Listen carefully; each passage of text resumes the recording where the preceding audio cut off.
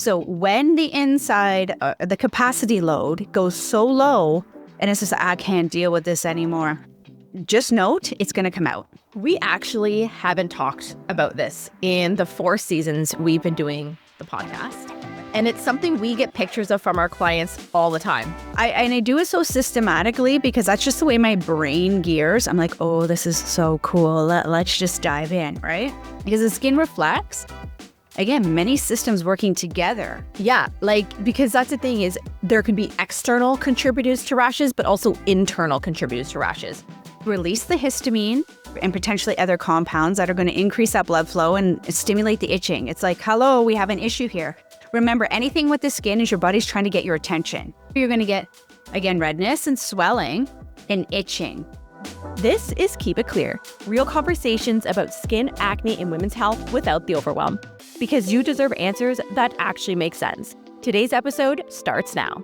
We actually haven't talked about this in the 4 seasons we've been doing the podcast. And it's something we get pictures of from our clients all the time. Cris, I got this rash. What is this? And you get pictures of random body parts. We get this all the time.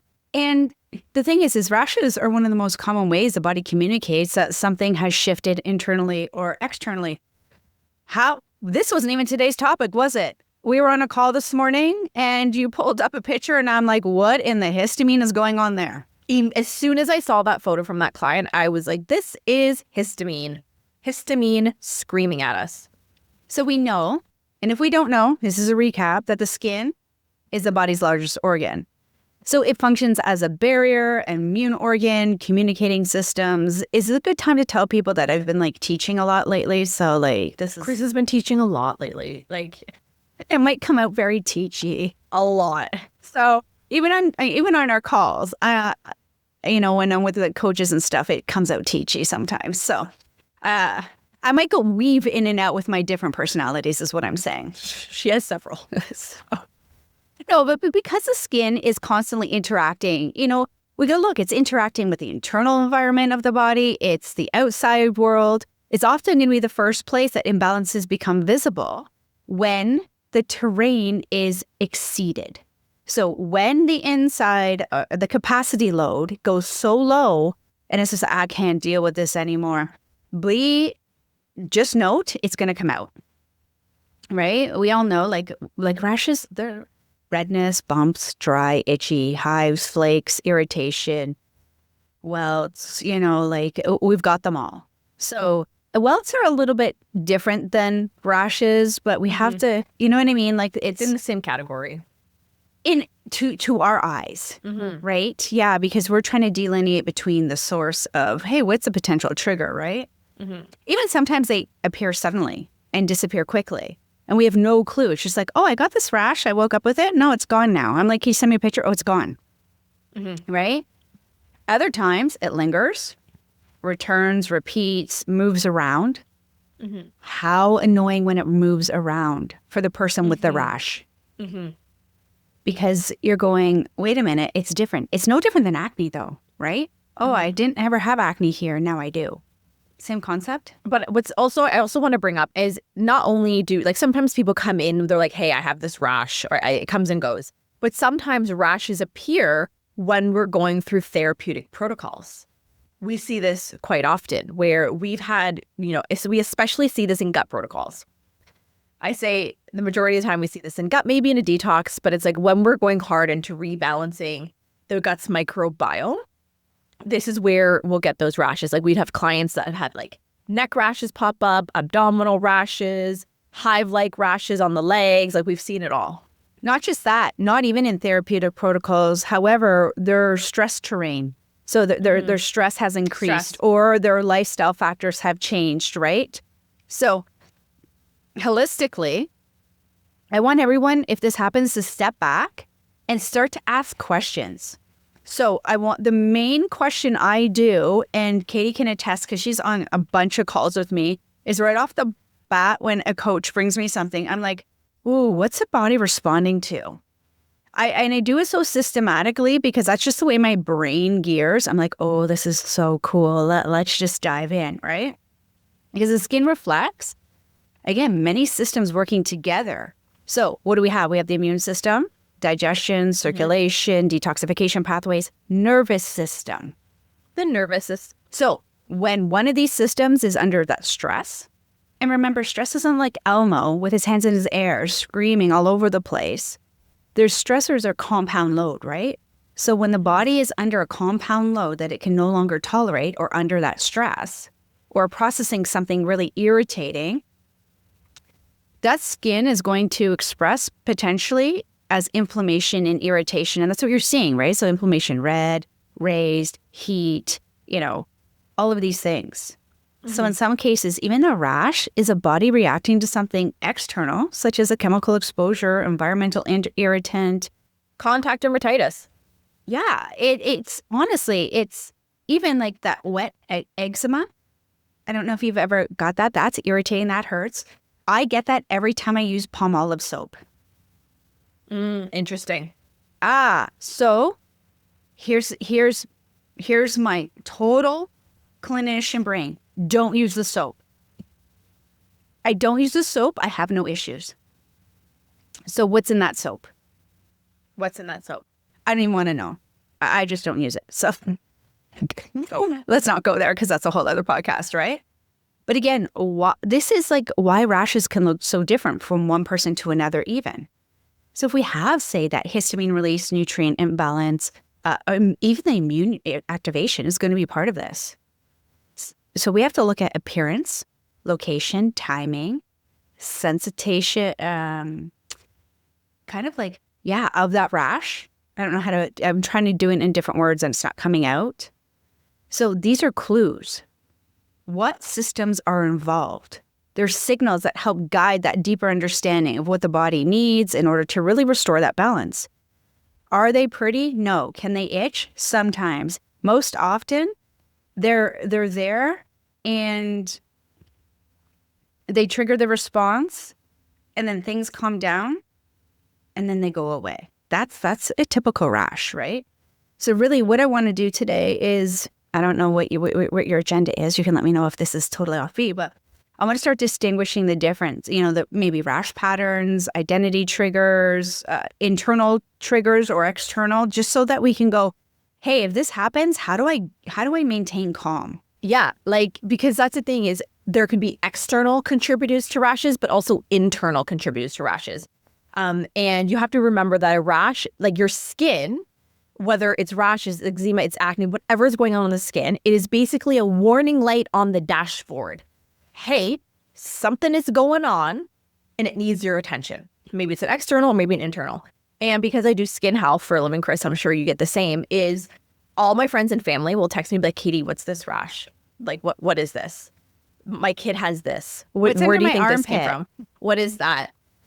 Yes. Or what is that? Sometimes I ask, don't tell me where this body part is. Don't tell me what body part this is. I see you at dinners. Don't tell me. Yeah. And it's important, I think, let's just distinguish what the external factors can be and what internal factors can be. Okay. External is everything. Literally can be anything in your environment. In all fairness, it's the body's capacity load. So if we have a low capacity where we've had stressful days and busy nights and potentially we're not eating a balanced meal, right? We're coming off an illness. All of these things suppress that immune system or have the immune system working harder. But the immune system can't go to the other places. And then all of a sudden, when something comes in, it's like, oh my gosh, what is that attack, right? And there's a difference between like acute inflammatory rashes and non, right? So that's kind of like, so the external can be absolutely anything. It could be simple, the palm olive dish soap, right? It could be changing your detergent, changing your laundry soap, changing your body soap. This happens to me all the time because I've lived in towns for the last, 15, 17 years. Every spring, the water system changes because in the winter, the sewer system runs dry. And it changes, and I get this nasty smell through the washing machine. All my clothes reek. It's so disgusting. And then our skin gets itchy. So see what I mean? External factors. So then I'm like, ooh, I'm like sanitizing the washing machine. I'm like, do I need all new clothes because I don't like shopping? Like, this is a stressful period for me. Every spring, I'm like, oh, look at the flowers. And then I'm like, ew, my clothes. So it's being able to identify where that external is coming from. So I want you to think like, okay, where is it on my body and what could have come into contact? So especially if it's going to be in your laundry detergent, that's going to be touching many areas of your body. For example, so a couple of weeks ago, I woke up in the middle of the night. My chin was so itchy. I was like, oh my gosh, there's something is there. And sure enough, the next morning, I had a huge contact dermatitis patch from like under my lip, and it wrapped all the way down under my chin. And it happened to me before, but it was on the other side of my chin. And I realized it's because when I sleep, the blankets were being held up really close to my chin. And I think what happened is I think one of my dogs got on the bed and had dirty paws because they like to sit exactly where I sleep, obviously. And I think their dirty little paws got on there, and then I had just pulled it up around my chin, and I had been breathing. So that whole combination just gave a contact dermatitis. Yeah. I often get it when I eat something. It'll be on my thumb and I will start itching. And of course, the contact makes it red, right? So the irritant's already there, but it is the perpetual itching that irritates the inflammation. And then as soon as we do that, it's like the skin just activates. So when we look at, let's jump into the acute inflammatory rashes. Farrah. Right, because these are acute, right? Like that one you had was acute. Mine was acute. Fun little side story. My husband, Frank, maybe a month or two now ago, he got contact dermatitis on the outside of his nose, and it like scabbed up, and he was so embarrassed about it. And he was like, you have no idea what this is like. And I was like, oh, tell me more, Frank. Do I? Right? Definitely. Not that I do this for a living. That's my favorite. You don't understand. Yeah, I do. Everyone thinks I just don't like social media. No, it's because Steve just kept sending me stuff that says, oh my gosh, this is so accurate. Oh my gosh, do you know you can balance this with chia seeds? You can do this with lemon. You can do this. Oh, really, honey? Okay, block, right? So when we look at the acute inflammatory rashes, they're going to potentially, okay, like this is case dependent, but I'm just kind of global. Suddenly, it's going to look maybe the red, the blotchy, the swelling, the itchy, kind of like I was telling you about, like Kate was telling you about, right? They're commonly linked to a quick immune reaction. So the immune system senses something's irritating it, it's unfamiliar, it activates the inflammation as you're supposed to. That's a protective response. So these rashes, they can appear really, again, foods, infections, medications, environmental exposures, emotional stress. Those are the big buckets I like to think of. So when the trigger's removed, the rash, it settles down relatively quick. So an example, as soon as I have that itchy itch, I'm like, ugh, I ate something. And I'm thinking about what it is as I'm popping quercetin. If that goes away in 20 minutes, you can guarantee that there is a little bit of an upset. Right? It's like allergies, yes? Yeah, absolutely. Sometimes rashes can have that allergic response. So a lot of the times when we, see clients where they're like, oh my gosh, it's itchy. I had one client where she had the kind of like the raised like hives on the back, like I don't want to say hives, but like the raised welts on the back of the legs. I've had that a couple times, especially when they're in areas where it's key lymphatic areas. So like behind the knees, like the armpits, like these are big areas for your lymphatic system. Remember, your lymphatic system is helping to pull all of the garbage through your body. So that can just be the lymphatics, kind of coming out through the skin. But also if it's that itchy, that's raised, like immediately we're thinking that is a histamine. And histamine links back to allergy. Exactly. So that's that sudden rash, right? That involves that histamine that's signaling in the body. And the histamine is a compound that's released by the immune system called mast cell. And mast cell, they live through the skin. They live in the digestive tract, the respiratory system. They act as immune, like gurus. Like they're out there, they're sensing things. So when they detect irritation or say threat, they release the histamine and potentially other compounds that are going to increase that blood flow and stimulate the itching. It's like, hello, we have an issue here. Remember, anything with the skin is your body's trying to get your attention. Like this is a quick need attention. Here you're going to get, again, redness and swelling. and itching. I really find itching comes here more than just the acute all the time. Sometimes it will, but this can be like a longer itch, right? And hives, and I do air quotes because I don't even know about this word anymore, but the allergy-like type reactions, right? It's so controversial, that word has. But histamine, those driven rashes, again, you got to think quick. And I'll give you an example. Steve went into the shower, came out one time, his whole body was covered. He was a massive cover. Frankie just went through this not too long ago. Under illness, he got a virus, immediate head to toe body rash that was crazy itchy. And he was like, this is the first time he's had a rash. He was so itchy, he was crying. And he didn't want me to touch it, but I was like, we need to put the calendula cream on. Right? Exactly. So when, and this happened twice with Steve, it's linked back to the jelly beans he was hoarding in his car.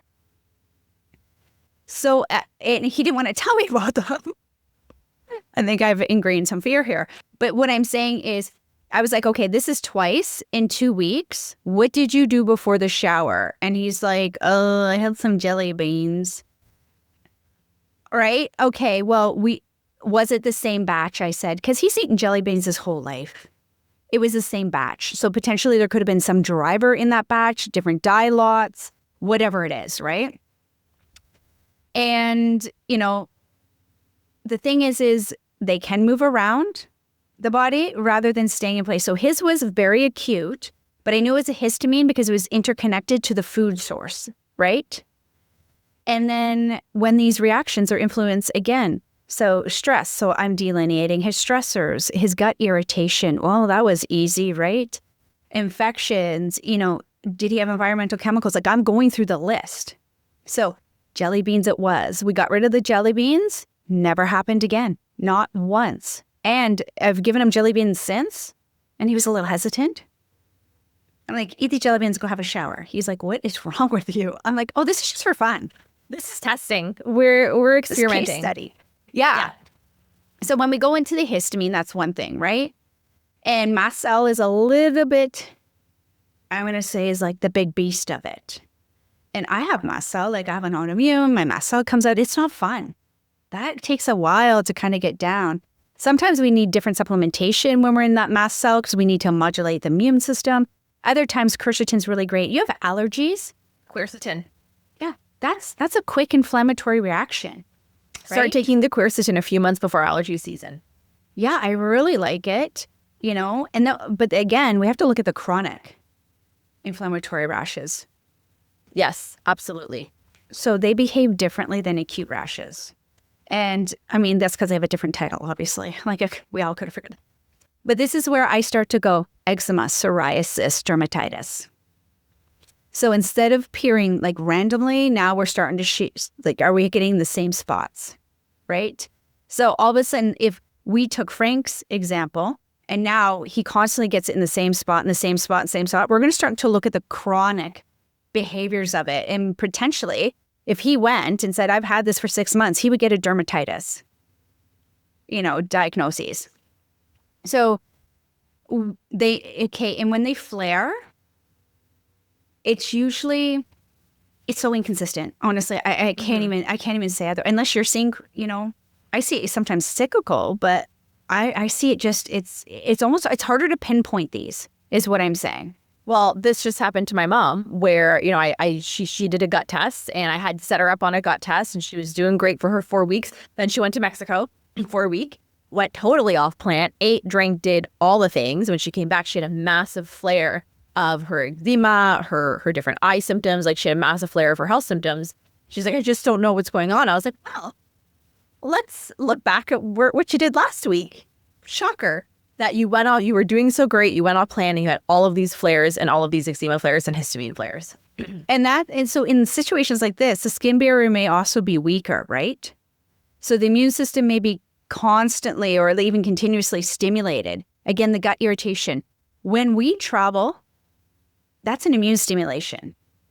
When we eat outside of our geographical areas, that's a gut irritation. right? We've got different environmental exposures. We have internal stress signals because we think it's just all calm and everything. We don't live in the sun. We don't live in the heat. We don't live in that temperature.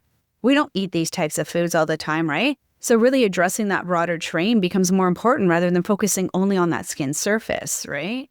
And when we're looking at those chronic issues, like we want to be looking at gut dysfunction. We want to be looking at histamine overload. We want to be looking at detoxification clearance, because your skin is going to be that outlet. If we are just like with acne, if we have an imbalance of bad bacteria and yeast in our gut, that can start showing as chronic rashes on the skin. That can be linked to the eczema. That can be linked to the psoriasis, and that has an autoimmune condition, obviously. But looking at that and looking at that histamine overload that we talked about, looking at how is our body systems detoxifying? Because if where our detox systems of our liver and our kidneys and our lymph, if they're not getting it out, guess what? They're going to send it through the skin, just like that client example that I gave you that had the rash show up in the lymphatic areas. It's because it needed an outlet. Yes, and I love location too. Even barrier skin. Let me just talk for a second. Because we're looking for dry, flaky, cracked, sensitive skin. So it's less about the intense immune reactions, more about that skin barrier, right? So if we're reacting to the soaps, the detergents, the fragrances, the fabrics, that could be a protective barrier issue. The skin's just more vulnerable. That's why we're going to look at things like hydration, digestion, even nutrient availability. I know I harp on that a lot, but it is so pinnacle, right? So everything influences the skin barrier. You go outside, the sun is influencing the skin barrier. So sometimes it's about working on the strengthening of the barrier that helps reduce the sensitivity while eliminating the exposures, because the gut and the skin are connected. So connected. Yeah, especially the digestive system, right? So if our digestion is working efficiently, nutrients, they do their thing. They reach the skin, the immune signals tend to stay balanced. When digestion becomes irritated and imbalanced, inflammatory signals, what do? Increase to the body. So then we get the microbial imbalance in the gut that can stimulate an immune reaction all on its own. If you have systemic gut problems, hello, your immune system could be like on hiatus, right? Poor digestion. Mouth to anus, everybody. That is your digestive system, mouth to anus. If anything goes wrong. I feel like I've been talking about digestion on social media for, we're in April now. I've been talking about this since January. And I'm like, I've been talking about it so much because it is so important. I want you to know how critical it is to be making sure you are digesting your food down.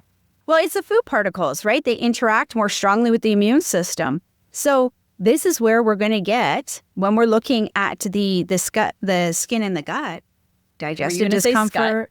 I don't know. I'm making words up all I thought over you were the about to place. say the scut. Mm-hmm.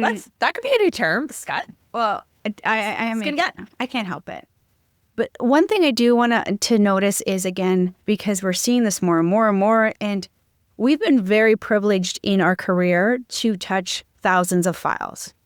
That was I think we're probably up to 5,000 files we've looked at by now. It is so amazing because you see trends, right? I see illnesses come in before they're fully in, which is so cool. That's my favorite thing to do. Is sometimes I'll get a client and I get so excited, not because they're suffering, obviously, but I'm like, oh my gosh, Cris is going to love this. So I'll bring it to our next coaches meeting. I'm like, Cris, I have my idea. What do you think is happening? And then we like to cross compare to see, and oftentimes they're so similar. And what I love about it is watching the virus morph. Because viruses do that. They're supposed to do that. That's what they do. So watching it come in at, when kids go back to school, to how it outplays before Christmas, to what we get in February, it is so cool. It is so cool. But anyways, that's a whole nother episode. Here nor there. We didn't do a virus episode. But so when we're first, looking at the gut, what are some things that we can be doing to help repair the gut? So if you haven't gone and grabbed Clear Skin in 30 Days, our great foundational reset, I'm going to pop that in the show notes. It is fantastic. It's super cheap. This will really help you lay the groundwork for your digestion, for optimizing blood sugar, for making sure you're getting your nutrients in. So go and grab that. On top of that, this is where maybe this is the time where we want to be looking at food intolerances. Are we going to be trying to remove gluten? Are we going to be trying to remove dairy? Should we be pulling back on alcohol? Really allowing the body to start calming the system. Even if you don't have gut issues, if we're dealing with rashes and skin, there's a gut issue. Yeah. So isolate potential triggers. Step one. We need to look at what happened before the rash appeared and what are the clues? Because again, they're messengers. If we have food-related triggers, it might be after a meal. Like when I eat, it is pretty instant. Like within like 10 minutes. Like especially a histamine, right? Yeah. So I had a client recently, again, had those like that flare happen. And my first question was, what did you eat in the 24 hours leading up to this? Walk me through every single little thing you ate, from your meal to your snack to the seasoning. I need to know. And sure enough, there were some major histamine triggers in there, which I wasn't surprised because I'm like, I'm waiting for you to list strawberries and all of histamines. So that's another thing, is it doesn't always have to be gluten dairy. Is if you feel like there could be a histamine component where it's itchy, it's it's hives, there's flushing, like all of those classic like allergy type topical symptoms. This is where, do we need to potentially move some top high histamine foods for a 2-week period? Cris, like how often do we do that to clients? Or hey, for the next 2 weeks, we want you to remove these top 10 foods that are high in histamines. Yeah. Even fermented and aged foods, right? Which a lot of people don't put together because everyone's like, oh, I need my kimchi for my gut health. I love fermented, my sauerkraut. But that's the thing. But here's the thing. When we have a histamine-like reaction and it goes, if we have anything behind the knees, right? That's a big one that it loves to happen, under the arms. This is an outlet. This is part of where the lymphatic system's sitting. The spleen and the stomach are BFFs. So part of the spleen's role works with the lymphatic system to remove toxics and burdens. But again, when the digestive has an overrun or a burden, it says, hey, spleen, can you help me out? Like the spleen helps produce hydrochloric acid even, right? So there's all these relationships. So right off the bat is, again, why is that manual pump getting stuck? What do we have to do to get rid of it? Why can it? So this is an overload. This is the body saying, oh my gosh, the garbage truck's full, the landfill's full, I can't do anything with it. This is why anything with, you'll see it when you take a shower or it warms up, it comes out more often because the blood flow is circulating. Like after working out, these types, it's circulating. So where do you think all these toxins are going? They're being circulated throughout the bodies, and the body's like, okay, let's get it out, let's get it out, let's get it out. So high periods of stress, sleep disruption, dehydration, changes in routine, or even meals. All of these are going to be your vessel of information. And please, please, please don't discount any, because you really don't know what you're looking at. Absolutely. So this is why we really harp on the histamines, because they can be that silent trigger that you're not putting it together. And so just after this, go to Google, go to Google and just look at the top 10 histamine foods. I can tell you now what you're going to forget. Or use ChatGPT. Just go and ask for the top 10 histamine foods. I'll tell you them now, but you're going to forget. That's why I'm telling you to do it after. It's going to be for your fermented foods, so the kimchi, the sauerkrauts, anything fermented. So that's going to be alcohol, wine, beer, especially your aged cheeses. I think anything that's been aged, vinegars or cured, vinegars, leftovers. Leftover foods can be such big histamine producers, and tomatoes. Also like strawberries, those will be the histamine foods. But those will be ones. I know, I'm sorry. Yeah, and they can. So does this mean that you have to take it out forever? No. But we have to associate potentially, is it a histamine? What type of immune reaction? Are we looking at that mast cell where now we're getting this more, the bigger insult, And when it is, then I really want to go on the inside. I want to look for like autoimmunes. I want to start looking for toxicities, nervous system. Because don't discount the nervous system. If you do, you're leaving such a valuable player. Yeah, like stress is going to be breaking down the skin barrier. Like if you're chronically stressed, not only is it going to be breaking down your skin barrier and making you more susceptible, but it's also going to be driving a lot of the issues that are going on in your body. And they mimic right? So the nervous system, like itching, flushing, hives during stressful periods. I have a client and she has a 4.5-year-old daughter. And she keeps getting hives back of the knees, under the arms. And I'm like, that's interesting, right? What's new? Oh, there's a brand new house renovation. There's changes. There's new, regardless if it's low VOCs or this, the remnants of renovation is phenomenal. And that might not show up for 2 to 3 months even. right? It's just the body's trying, it's trying, as we have all these other insults that weren't really that big of a deal by themselves until it was a compounded load. I do want to quickly touch on before we finish up is the estrogen dominance histamine link and the sluggish liver hormone histamine link. Okay, go for it. Okay. Because I think that's another small little thing is there's can also be that hormonal component. So we do see this. Another question we ask is if there is that histamine connection, we'll even ask, where are you at your cycle? Because like the estrogen dominance and the histamine, they can really fuel each other. It's never underestimate these sex hormones, please. They just have best friends everywhere in the body. Everywhere. And they have foes. And they decide, okay, you were my best friend today. It's like a classic girl interaction. Because girls can be very catty. You're my best friend today. Oh, you're not my best friend now. Can you tell Cris has 3 high school girls? You can come to my party. Just kidding. You can't come now. Whatever it is. That's how it works, right? So again, is this a sex hormone issue? No, it's likely not. It's an imbalanced issue. An imbalance. Absolutely. All of this is imbalanced. So mast cell loves to hang in the eyes, right? And that's a systemic overload. That's, if we're looking for welting and stuff, 100%, please look there, right? Acute can be that whole rash after a shower and then it goes away. The thing is everyone's happy that it's gone. One factor is, why did it happen? Why did it happen? Because likely if you don't ask the why did it happen, it's going to repeat, or it's going to repeat differently, and you're always going to be chasing those symptoms. So I'd rather you not chase the symptoms. I'd rather you look at it individually, right? Like, so if I look at mast cell under the arms, I also look for things like connected to Epstein-Barr.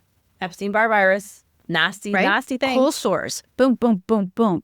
HPV virus, right? All of these viruses. HPV is warts too, right? If you've had a wart, I would really look at you to do the education behind, do you need to be vaccinated with it because you already have it, right? So it's like these small things. So then when we do things, it just triggers and triggers and triggers. So what we put into our body, what we expose our body to, and how we handle that exposure is going to say, here we go. But by the time we get the itch, the rash, and it doesn't mitigate fast or it doesn't go away, if we have like the quercetin or we have calendula cream or, an immune modulator, whatever, then it's telling you that the body can no longer do it by itself. The supplements, it's kind of like an Advil, right? It gets away.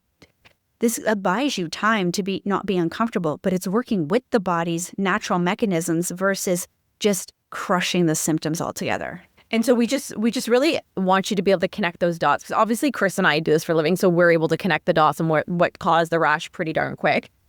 But really start to just keep a simple log in your phone or notebook. Note your time of your cycle, what you're eating, where the rashes are, what they're looking like. Is it itchy? Is it red? Like, describe it. Keep it in that symptom journal. And then you're going to be able to start looking back and seeing patterns and seeing triggers, seeing cycle correlations. It's really allowing you to get the information, because we can't do anything until we have the information.